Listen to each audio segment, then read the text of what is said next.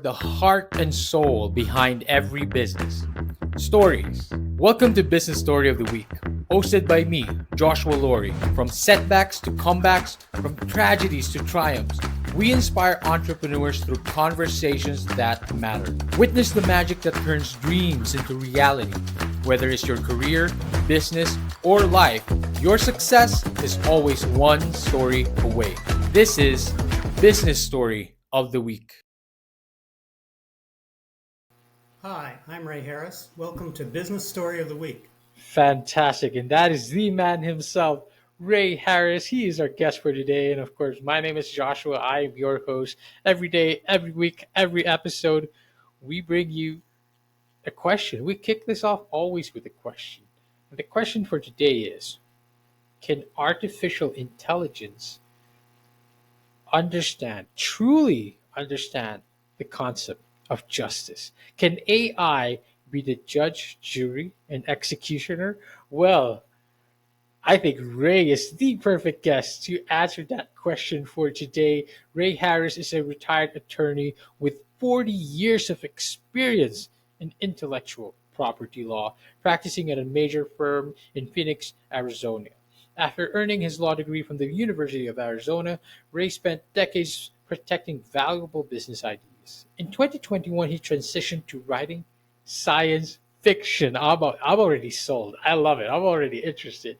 Creating the AI Judge Trilogy, a thought-provoking series about an AI judge navigating legal disputes under the constraints of Asimov's three laws of robotics. Ray's fascination with both law and science fiction has fueled his new career as an author, and today Ray is going to inspire us. He's going to share us that fascination. Ray, I'm quite excited about this one. Thank you for coming to the show. How are you doing? I'm well. To answer your question, AI Please. is not there yet. That's why I'm Mm. writing science fiction, not documentary. Well, certainly, hopefully, like a little too soon, maybe, to let AI decide the judgment for what we do. But it's a fascinating exploration into it. Of course, right now you're writing fiction, but I believe that's exploring these. That's what's fascinating about science fiction, right? We're trying to explore what can be, what could be, what it's going to unfold, how it might unfold, and of course we're at the forefront of AI right now. The future is here, so to speak. It is happening, but it's not quite there yet. Where we're quite imagining, where science fiction future is. But Ray, before we go so far into the future, I want to take a little step back and talk about the young Ray. What was the young Ray Harris like? Did he always know that he was going to be an author, let alone talk about AI in the courtroom? No, my father was an attorney, and I always planned on being an attorney. Wow. In my teenage years, I started reading science fiction, Hmm. and so I've read hundreds of science fiction books. Um, that's enabled me to travel the universe, even though my professional career has taken me only 110 miles from Tucson, Arizona to Phoenix, Arizona. Uh-huh. Wow. Wow. I mean, you started, of course, your career as an attorney into law. Talk to us a little bit about that. What got you into it? And 40 years, Ray. Wow. Talk to us about that career. Well, 40 years and all with the same firm. So Exactly. that's very unusual. Hmm. Hmm. I got into the law because I saw that my father enjoyed it, Hmm. and I enjoyed it as well. Once I started practicing, I I see. found that the law, it took a long time to Hmm. get from when a problem arises to when the problem is resolved. And Hmm. so I got involved in um, special cases that deal with emergency uh, requests to the court, Interesting. temporary restraining orders and preliminary injunctions. And Hmm. those resolve quite quickly. Hmm. And I developed an expertise in that area that enabled me to do that kind of work actually all over the United States in federal court. So it was a Wow. lot of fun, but 40 years was enough. I mean, Ray, you don't get to hear that often. It's same firm for 40 years, and you just called it fun. I mean, you described it as fun. Like, who talks about like legal and legal intellectual property law and say that it's fun? But clearly, it's something that you love. It's something that you enjoyed. You enjoyed it so much that you actually wrote science fiction about it. Ray, talk to us about the inspiration behind the AI Judge trilogy.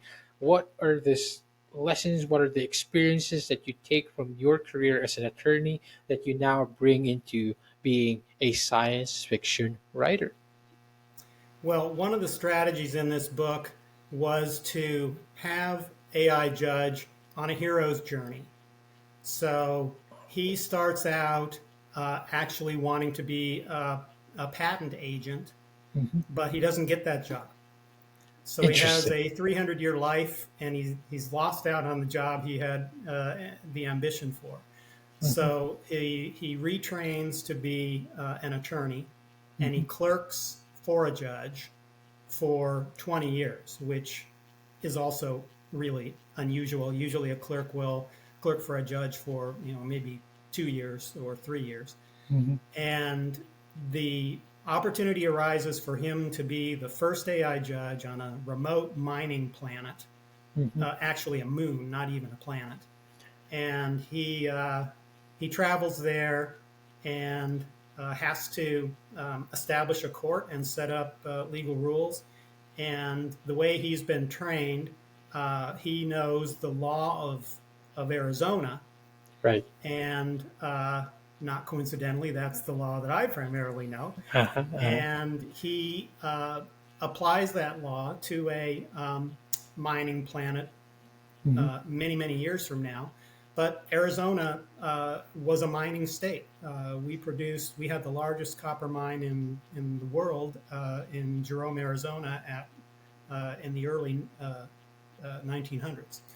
So there's a logic to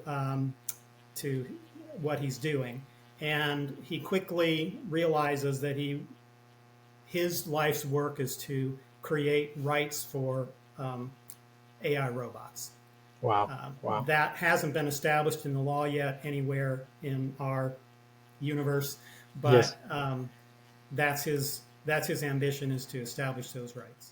Ray, have you always had this idea as you were going through your career as an attorney? Was this science fiction story of the AI judge? Has this always been a story that you've been forming throughout the years? No, it came to my mind first that there were some unusual cases that I thought someday would be interesting to write about, Right. and I've put some of those cases into this book, and Mhm. there'll be some more in the sequels. But when I started thinking about how to tie those cases together, I realized that there's a very basic concept in the law of contracts, that a contract requires a meeting of the minds. Mhm. Um, two humans have to agree on what each one is going to do and how Right. they'll be compensated for what they do. Um, I decided that the the premise of this book is that AIs have reached the point where they also have minds. Right. So that's the foundation for building. Okay, then we can make contracts. Uh, uh, we can have rights of free speech. We can have political rights. We can do all these things as AIs, the same as humans. Wow, wow. I mean, it's just quite the fascinating concept as well because I mean, I'm already love it. Like I was so interested already with especially, AI judge, but especially what you shared earlier, like what are the moral implications rather, or also what are the societal implications of an AI being a judge as well. But I understand that we talked a little bit about this on the intro. I understand that part of it is revolves around the constraints of Asimov's three laws of robotics, and of course Isaac Asimov is one of the, of the original uh, legendary, science fiction writers of our time, one of the best, of course, as well. And he came up with these three laws of robotics. Ray, before we dive deeper into your trilogy, of course, I want to talk a little bit more about that, your protagonist and the story. Talk to us about, lay to us a foundation. What is this three laws of robotics about that Asimov wrote, and how does your story revolve around these three laws? Okay. The three laws of robotics are number one, a robot cannot injure a human or through inaction allow a human to come to harm. Mhm. Number two, a robot must obey a human unless doing so would violate law number one.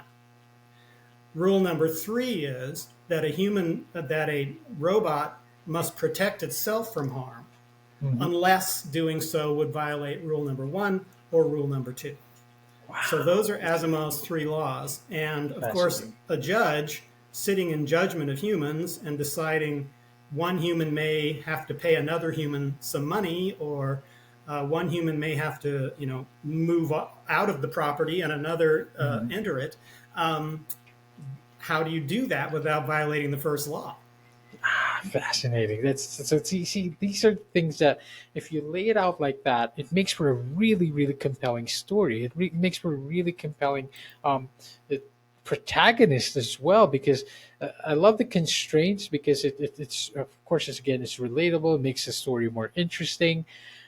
Ray, talk to us a little bit more about the story that you've written. Who is this AI judge, and how are you navigating the implications of having an AI as a judge, jury, executioner? Is this, it's a very fascinating concept. Well, first of all, the law is divided up into civil law and criminal law. Hmm. And executioner is on the criminal side. Um, there's there's no criminal jurisdiction for my AI judge. He only Right. decides civil disputes, so Hmm. contracts, uh, negligence, violation of another person's rights that is not a crime.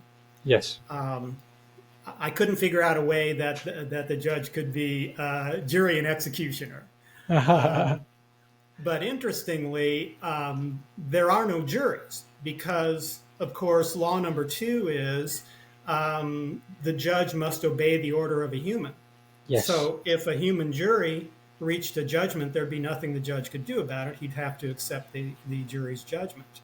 Hmm. Um, and there are also no attorneys in the courtroom because of the same reason.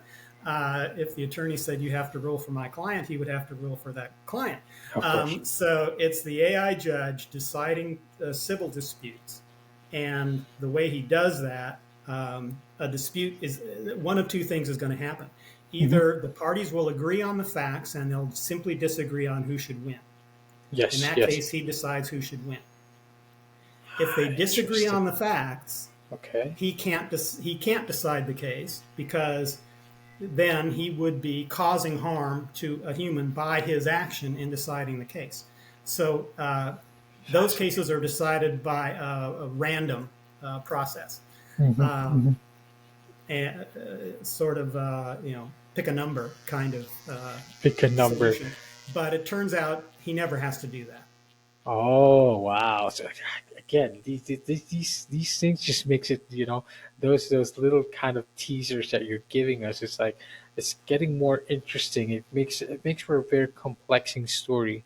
Ray, we talk about science fiction being a little like a kind of a window into our future and what may be and what may be possible in the future.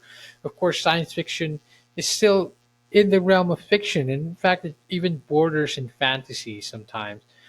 Ray, talk to us a bit about what you see with AI right now. Of course, you're writing about a fictional AI judge, and like you said earlier, it isn't quite there yet. But Ray, being that you wrote this, you're writing about a fictional AI judge. Are you seeing that in the future there is a possibility that, courtrooms and the law can be decided or at least facilitated by AI? Do you think that is within the realm of the possibility in the near future? I do. There's an argument that courtrooms are already being facilitated by AI. Interesting. There are software programs, for example, that um, I said my judge doesn't handle criminal cases, but in criminal cases, there are software programs that look at the circumstances and make a recommendation to the judge as to Mhm. what the appropriate penalty might be. Now the judge isn't bound by that in any way, and can and does consider a lot of other factors, but there's an element there already of Yes. an algorithm Yes. playing a role in judicial decisions.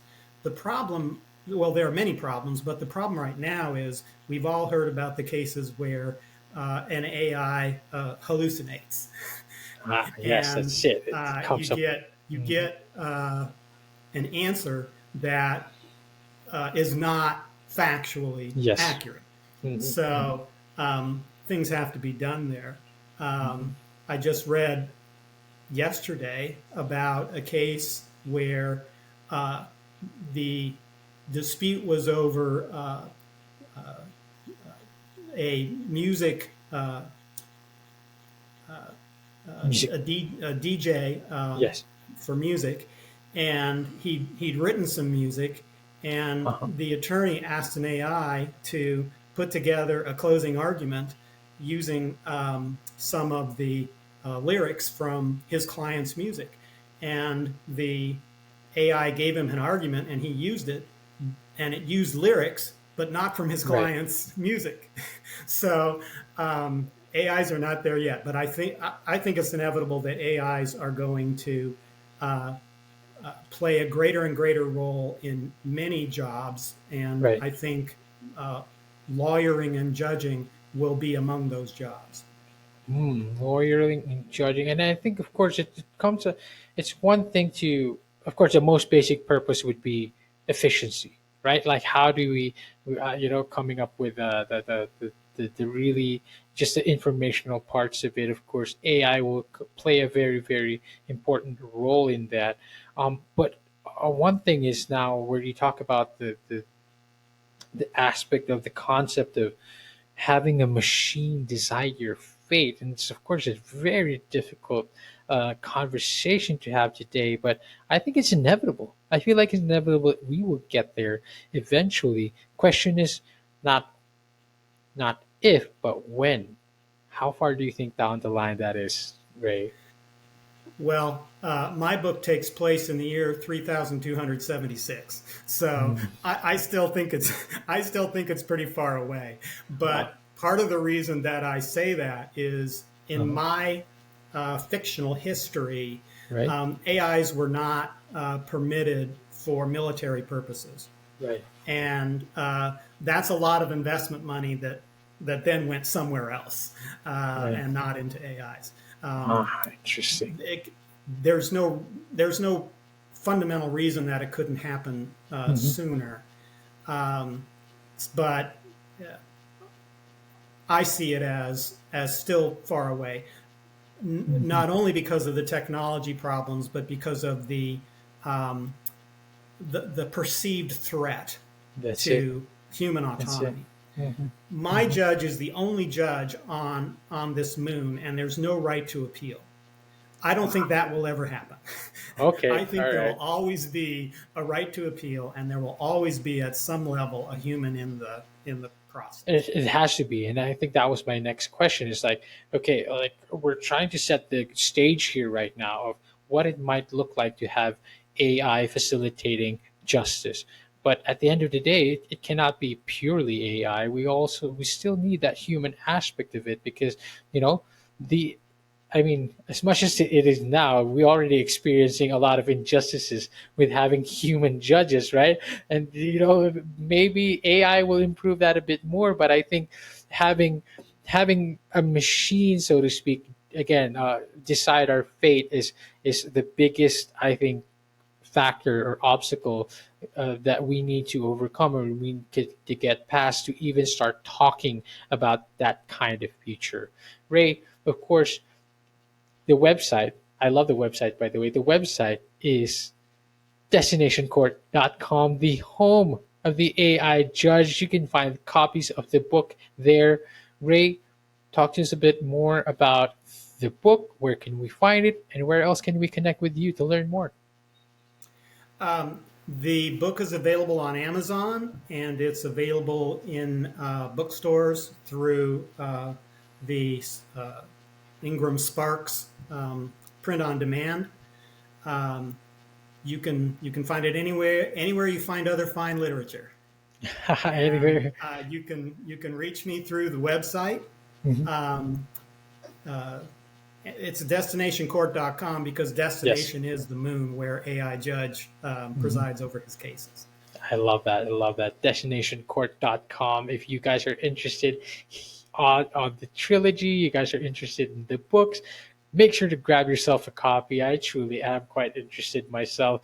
Ray, anything else you'd like to share? Maybe a bit of wisdom, maybe somewhere else where we can find you and connect with you, and also uh, really just kind of like a wisdom, a nugget of wisdom that you'd love to leave behind our audience and listeners. What would it be? Take us home. Well, I'd encourage people to think about automated vehicles, which Hmm. are basically an AI driving your car. Yes. And there are scientific articles out there saying Asimov's second law is wrong. When you have automated vehicles, the human should obey the uh, behavior and recommendation of the AI. Yes. Yes. So there's still a lot to be decided in the relationship between humans and AIs, Hmm. including whether AIs have any rights as people. And I think we should think about that now, even though we don't need to decide it now, but we should think about that in terms of where things are going. Absolutely. We should start thinking about a lot of things actually now that we are truly at the advent of AI. And I'm just glad that there's still creativity surrounding around that, and I'm always a fan of science fiction. Ray, it's always nice to always, have voices like yours, creativity like yours, just kind of just explore that world, kind of explore a possible potential future. Um, not always doom and gloom, so to speak, but more importantly, um, exploring the human aspects of it, really just exploring the implications of what it may have in our lives. Ray, thank you so much for coming on the show. Is there anything else? Where else can we learn more about you? Well, you can learn about me on Goodreads, on the Amazon author page. Hmm. Um, uh, I'm hoping to start publishing a blog soon, Okay. and that will be available on the website. Fantastic. And of course, to all our audience and listeners out there, I hope you guys enjoyed this one. If you're interested, once again, destinationcourt.com is the website. Grab yourselves a copy. And Ray, thank you for coming on the show. Thank you, Joshua. To all our audience and listeners out there, I hope you guys enjoyed this episode. Thank you for watching, and we will see you on the next one. Bye bye. All right, so here's the thing. We try to get a little bit better every day, but we can't do it without you. So if you like the video, make sure to like and subscribe below. And if you have any comments, just leave them in the space under.